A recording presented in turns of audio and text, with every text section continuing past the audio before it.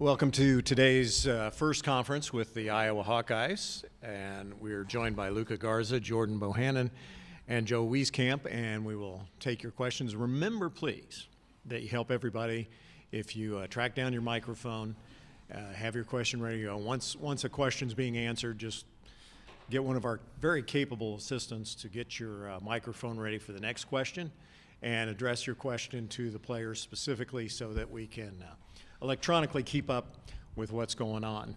And we'll start with your questions for our Iowa players.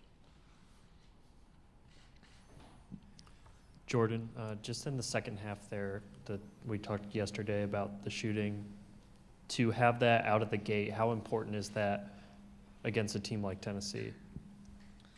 Yeah, it's going to be really important, especially how they play.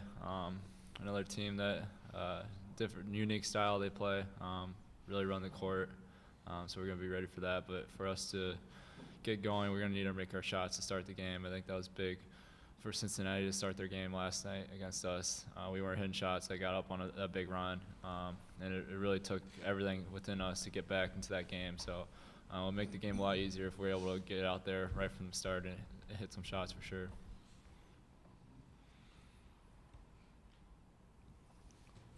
Go ahead. Jordan, just to follow up on that, you said Tennessee plays a unique style. What about it is unique? I mean, what makes them different? Well, they definitely have a lot of NBA players potentially on their team, so that's definitely unique within its own right. Playing an SEC team, I don't think we've played an SEC team yet since we've been here. So we just got. They know it's a tough conference to play in, just as well as the Big Ten. So they've been battling all year round, as well as we have. So we know it's going to be a physical game. They play physical kind of basketball like we do. So it's going to be a lot of fun tomorrow. We're looking forward to it. Joe, is it harder or easier in your mind to prepare for a team when you don't have as much time to prepare as you did for game one? I think it's a little bit harder, obviously, but I think our coaching staff's done a great job of trying to get us prepared for this. In the Big Ten season, towards the end of the year, each team has each other figured out. They have each other locked into personnel, so it's a little bit harder in the end of the Big Ten season. So it'll be nice to play another team from a different conference. Luca, that kind of struck me what Jordan said about not playing an SEC team. Does it make a difference for something you're familiar with, or do you like the challenge of seeing totally new systems? I don't know. I think both teams, in both leagues have very hard schedules, and each game in the SEC is a battle as well as the Big Ten. So I think both teams are really well, prepared for this in terms of all the battles we've been through throughout the course of the season. And like Joe said, it's nice to play teams from other conferences because at this point, the Big Ten knows each other so well. They know what your tendencies are, even more so than a new team could pick up so quickly. Joe, you just talked about the battles. You've had some couple weekends now in tournament play. They have as well. What do you expect the battle to be like tomorrow with the Sweet 16 on the line? Yeah, they're obviously a very strong team. We're ranked #1 in the country at one point. So this is what you sign up for when you sign up to play Division I basketball, and this is the type of team that you want to play. So we're just excited for the test. Luca, you're going against another physical opponent. The inside-out game that you have, how in past when you go up against physical teams, how does that just kind of open things up for you guys? I think, I'm a player who just kind of sees what the defense is giving me. When they're really aggressive on my post-ups, and I tend to go a little bit more outside, try to open it up, and I'm going to do my best to try to create some space on the floor for our other guys to drive and different stuff like that. So I'm just going to take what the defense gives me, and I think that's something our whole offense does. Everybody, they just take what the defense gives us. Yeah, I had one for Luca too. Just wondering your impressions of Kyle Alexander from what you've been able to see, and I guess how important it would be. He's a guy who has had foul trouble at times to try to get him some early fouls. Yeah, I mean they're a different team when he's not on the court. You can see that when you watch some of their games. He's really athletic, long, can really affect shots around the rim, and he's when we go into games, we have a goal to get their bigs in foul trouble. So I think that that remains the same with him and Williams this game. Jordan, have you been taken by the Big Ten's success, or is that something you expected as they headed into the tournament? I mean, I think we all expected it, every single player in the Big Ten. I mean, we went through quite the battle on a night-to-night basis this past few months, and for us to go to a 20-game schedule, it made it even more difficult. So we're not surprised at all that the Big Ten started 7-1. I thought we've had really good matchups with teams, and quite honestly, I wasn't surprised any team won, or was surprised that any team won, obviously. But I think looking forward, I see more teams advancing in this tournament. I wouldn't be surprised if we get the same amount into the Sweet 16 as well.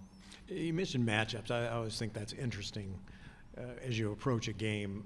Are there teams that you think specifically you match up better because of what they do or don't do? Yeah, I mean, obviously it's difficult in the NCAA tournament because you only have a couple days to prepare. But you look at it, it all comes down to matchups in most games, and that's the beauty of the NCAA tournament. You don't have a lot of time to prepare for it, but you got to take what's there during the game, and you got to realize what matchups happen, and that's something you have to definitely take advantage of. Jordan, Tennessee's given up 15 threes to each of their last two opponents. As a guy who can kind of get it going, does that excite you? And also, how do you guys kind of avoid falling into the trap of getting trigger happy against them? Yeah, obviously I love to shoot threes. That's every time I step foot on the floor, I'm trying to shoot as much as I can. So I'm looking forward to tomorrow. Hopefully I can get a lot of threes off, and I know Joe's looking forward to it as well. Luka is too, and that's the beauty of our team, though. We have a lot of shooters on this team. And a lot of times we have 5 shooters out there, so it's really difficult for teams to play us. And Luke can go inside out. Tyler is one of the most dominant inside players, I think, in the NCAA tournament. So we have a really tough team to guard, but we know what we're capable on defense as well. So it's going to come down to getting stops in important times tomorrow. Joe, is there something you've seen from Tennessee as to why they've given up so many seemingly good looks from the perimeter lately? Not necessarily. Obviously, we haven't had a whole lot of time to prepare for them. We'll probably be watching a lot of film of them today and kind of figure those different things out, see where we can attack them offensively. I think our coaching staff will be able to give us kind of a game plan how to attack that. Anybody else? Terrific job, guys. Thanks very much.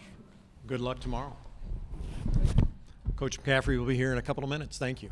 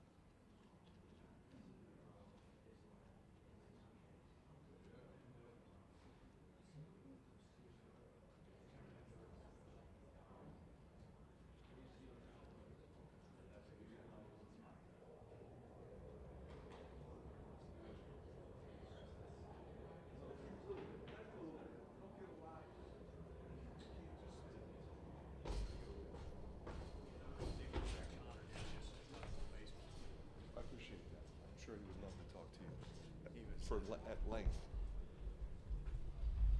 You know, I told him that, anytime you guys want to go to a game or something, let me know. That's very kind. This isn't the time of the year. It's coming up, though.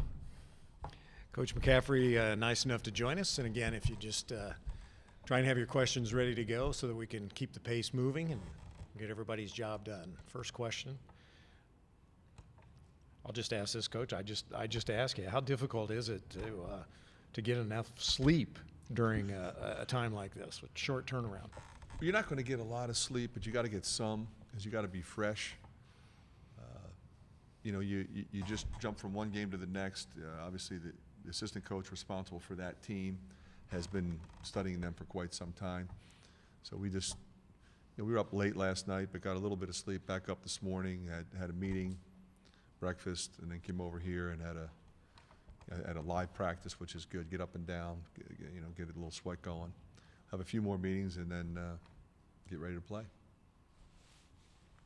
Yeah, Fran, as you look at Tennessee, how much of a difference do you think Kyle Alexander makes for them when he's on the floor and able to stay out of foul trouble?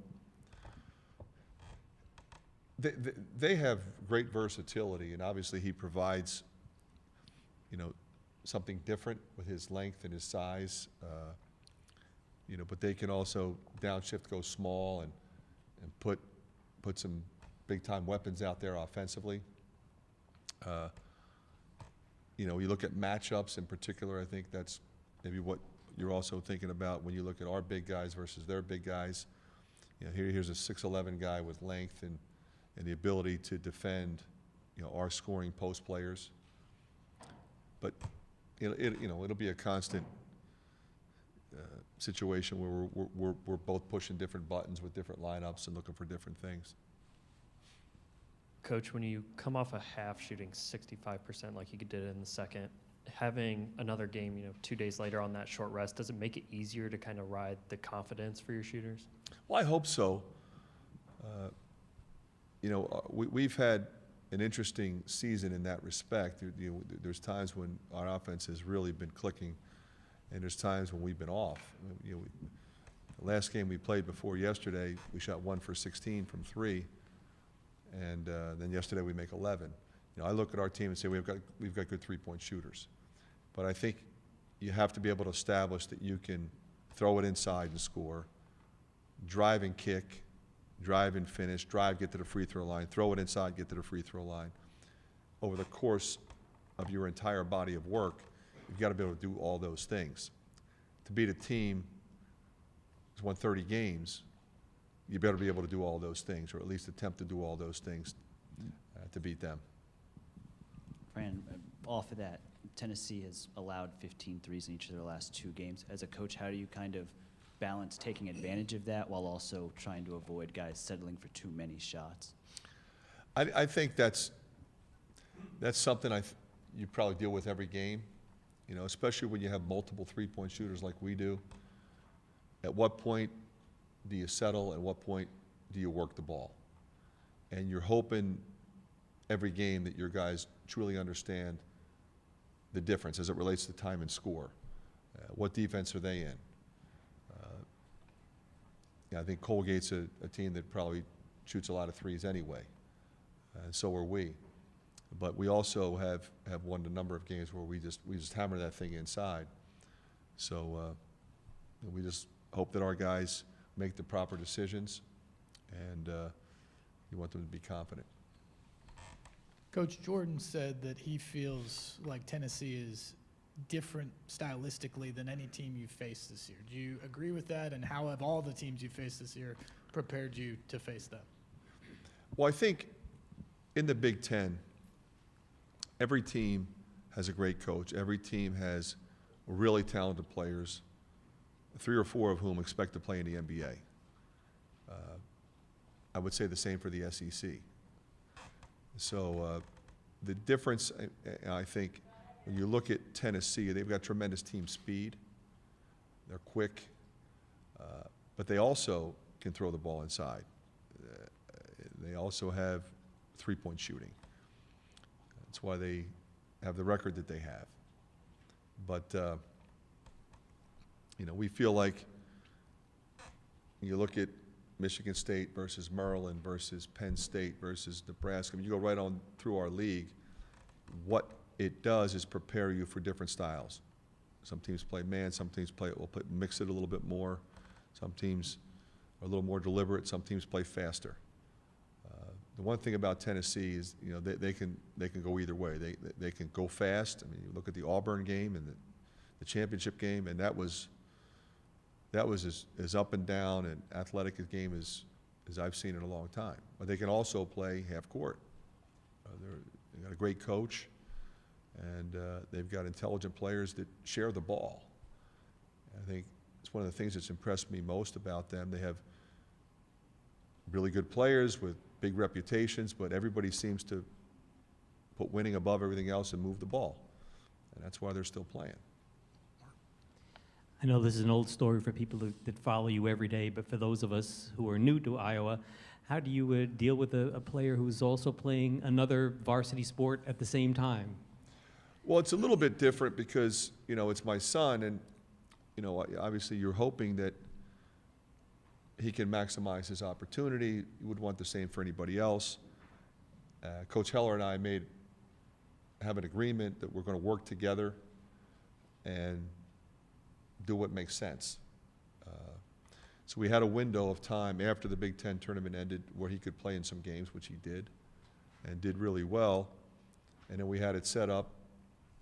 You know, had we lost yesterday, he'd be playing today in a doubleheader at Indiana.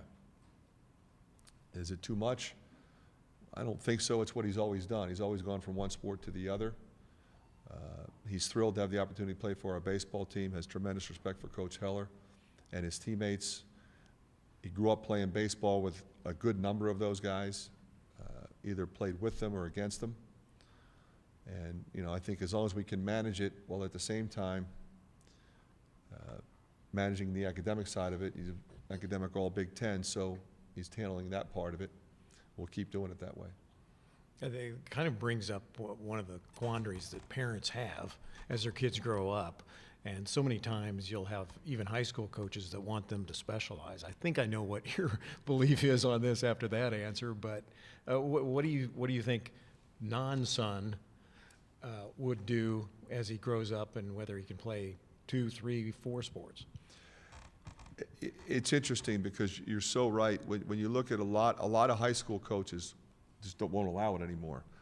And when we came to Iowa, we met with the folks at Iowa City West High School to make sure that the coaches were willing to work together, because we felt like this was something he was going to want to do, and it's a place where they welcome that, and we appreciated that. And I honestly think it helps you tremendously to continuously be competing from one sport to the other. You know, there's nothing like having to get in that batter's box and have to hit something coming 95 miles an hour. And I think by the same token, you know, Connor's got to hit a big 3 yesterday and make an inbounds play to Luka Garza, know at the exact time for him to hit a 3. You're competing under pressure. And I think it develops you in so many different ways. So I encourage it. I like 2-sport athletes because what you know is you're getting is a competitor. Big stage is a big stage. Exactly. Exactly right. Go ahead. Fran, you kind of mentioned it a little bit, but, you know, between Tennessee and yourself, 2 of the best teams in terms of offensive efficiency in the nation, how comfortable are you getting into a shootout, so to speak, with the Vols tomorrow? We're typically very comfortable getting into a shootout. Obviously, as any game goes on, adjustments are required. If you feel like you're losing the shootout at some point, I think you might have to slow it down. I think you have to be smart enough to recognize, all right, let's work the ball a little bit more. Let's maybe try to shoot a few less threes and go inside a little bit more. Let's put it on the deck and see if we can get to the free throw line a little bit more, because we want to press. You know, if you get to the free throw line, you can get into your press a little bit easier. So normally I would say if the game can be in the 90s, we'd be happy about that. But sometimes you got to be careful, especially when you're playing a team of this caliber. Everybody good? Go ahead. Fran, it's been 20 years since Iowa got to the Sweet 16. What would it just mean for the program to get past this hurdle tomorrow? It would be tremendous. You know, we've come close. We all know how hard it is. I don't care where you are. It's very difficult to put it all together and get into the tournament and then advance once you get here. So I think our players all recognize the situation we're in, and we would really love to have this experience for each other, but also for our fan base. All right. Thank you. Thank you very much, Coach. Good luck tomorrow.